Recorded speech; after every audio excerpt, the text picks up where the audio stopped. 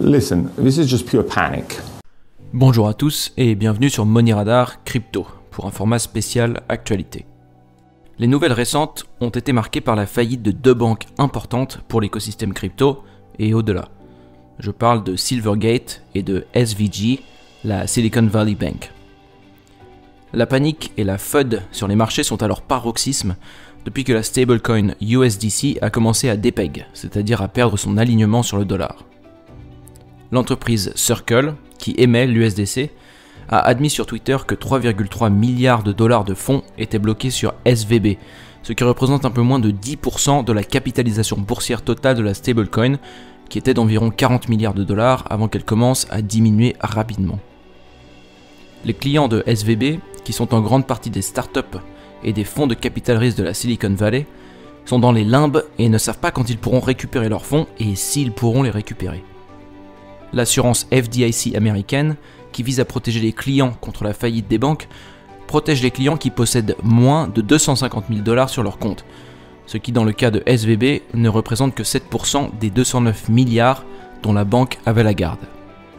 La faillite de cette banque, qui était classée 16e par taille aux États-Unis, est la plus importante faillite depuis 2008 et la deuxième plus importante dans l'histoire des États-Unis d'Amérique.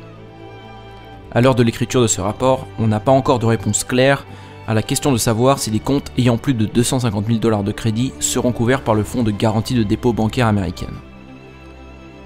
L'inaccessibilité de ces fonds pose des problèmes existentiels à de nombreuses startups et entreprises de la Silicon Valley, qui pourraient en entraîner d'autres dans leur chute avec un effet boule de neige.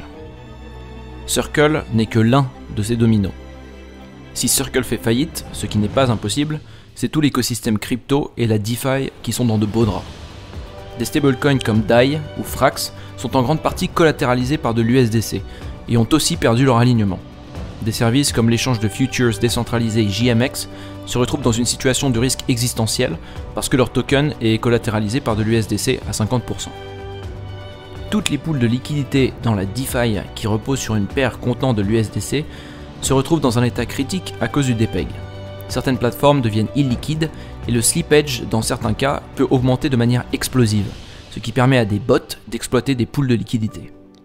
Par exemple, une pool illiquide a été exploitée sur KyberSwap où un bot a récupéré 1,45 million de dollars de token Curve en dépensant 33 000 dollars. Le mouvement de foule des investisseurs hors de leur position d'USDC a causé la destruction de milliards de tokens en quelques heures et a fait sensiblement augmenter les frais de gaz d'Ethereum. La faillite éclair de SVB, qui a pris moins de 48 heures, est partiellement due à l'environnement financier hostile aux États-Unis avec la relevée brutale des taux d'intérêt. La panique bancaire a commencé mercredi soir, quand la banque a annoncé à ses clients qu'elle cherchait un financement de 2,25 milliards de dollars pour équilibrer ses comptes. Depuis mercredi, la valeur de l'action de cette banque qui existait depuis 40 ans a été divisée par 6. La faillite de SVB fait suite à la faillite de Silvergate, une banque de taille plus modeste mais très importante pour l'écosystème crypto. Silvergate était utilisé par des acteurs institutionnels de la crypto, comme les échanges et les entreprises émettrices de stablecoins, pour faire circuler des milliards de dollars entre la finance traditionnelle et la crypto-économie. Cette circulation était facilitée par le Silvergate Exchange Network, le réseau d'échange interne créé par la banque qui permettait à ses clients d'échanger des milliards en crypto contre de la monnaie fiat, et ce, même en dehors des heures de fonctionnement des marchés financiers. En 2021, ce réseau a fait transiter quasiment 1 trillion de dollars en valeur.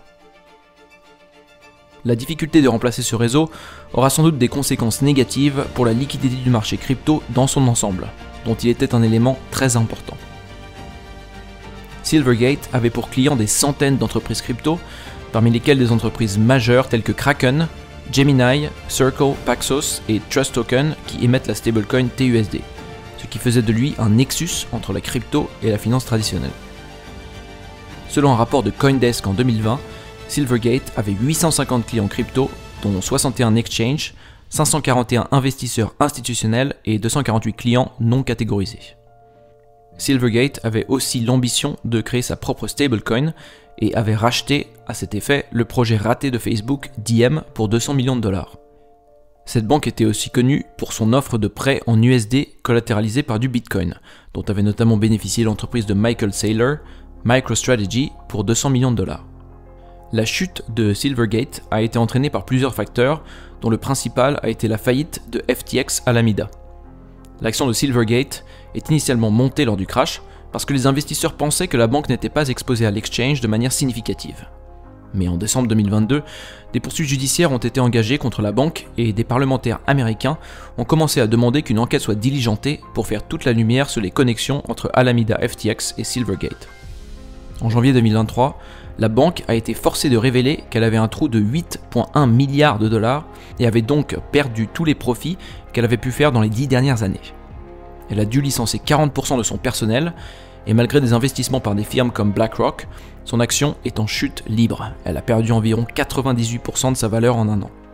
Le 9 mars, Silvergate a annoncé qu'elle entamait un processus de liquidation volontaire peu après l'arrêt du SEN, le Silvergate Exchange Network. Elle est engagée dans des procédures judiciaires avec le DOJ, le département de justice américain, ainsi qu'avec les régulateurs et avec des clients privés. Il est probable que les clients crypto de Silvergate redirigent leurs fonds vers des entreprises proposant des offres similaires, comme le Signature Bank, Provident Bank Corp ou encore Metropolitan Commercial Bank. Cependant, c'est indubitablement un coup dur pour le marché crypto dans son ensemble, pour sa liquidité ainsi que pour les enjeux réglementaires. Toutes ces difficultés donnent du grain à moudre aux régulateurs en Europe et aux États-Unis qui souhaitent promulguer des lois restrictives encadrant le secteur. La pression sur l'écosystème crypto augmente et son intégration avec la finance traditionnelle qui le considère avec suspicion en pâtit. La secrétaire du Trésor américain Janet Yellen dit qu'elle surveille la situation de près, car beaucoup d'autres banques connaissent des difficultés structurelles de gravité moindre en raison des mesures drastiques prises par la Fed pour réduire l'inflation suite au stimulus économique pendant le Covid. Silvergate et SVB ont été touchés particulièrement durement parce que leur business model reposait en grande partie sur des investissements risqués dans des secteurs technologiques leveragés. Ces investissements ont diminué fortement du fait de l'augmentation des taux de rendement des bons du Trésor américain ainsi que de la diminution de l'attrait des taux d'emprunt. Bien que nous ne donnions pas de conseils financiers sur cette chaîne, nous pensons que dans une situation aussi peu claire que celle-ci, la prudence est de mise. Et vos coins et tokens sont plus en sécurité sur un cold storage dont vous avez les clés que n'importe où d'autre. À bon entendeur. La chute d'un domino dans un système complexe interconnecté comme celui-ci peut avoir des conséquences légères ou désastreuses sans qu'il nous soit possible de les différencier en avance. C'est ce qu'on appelle la contagion. On joue à la roulette russe sans savoir si le parillet est vide ou s'il y a une balle dans chaque chambre. Cette contagion peut avoir des conséquences à court terme, comme le crash de Solana et de Serum après la faillite de FTX, mais aussi des effets à moyen terme, comme la faillite de Silvergate liée à FTX Alameda, et éventuellement aussi des effets à long terme. De plus, ces risques idiosyncratiques semblent être assez mal agrégés par les cours du marché, confèrent la crise du Covid, le dépec de Terra ou la faillite de FTX.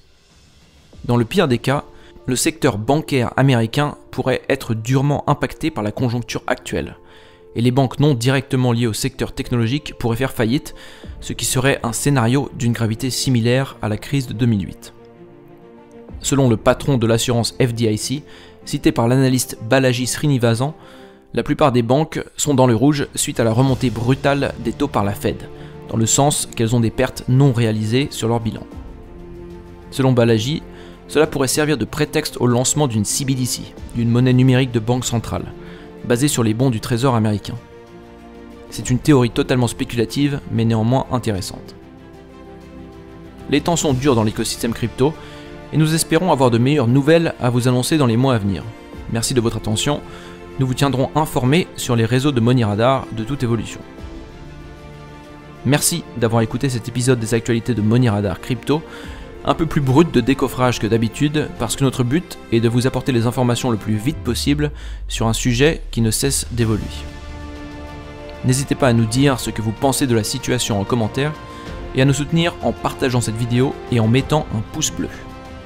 A bientôt sur Money Radar Crypto.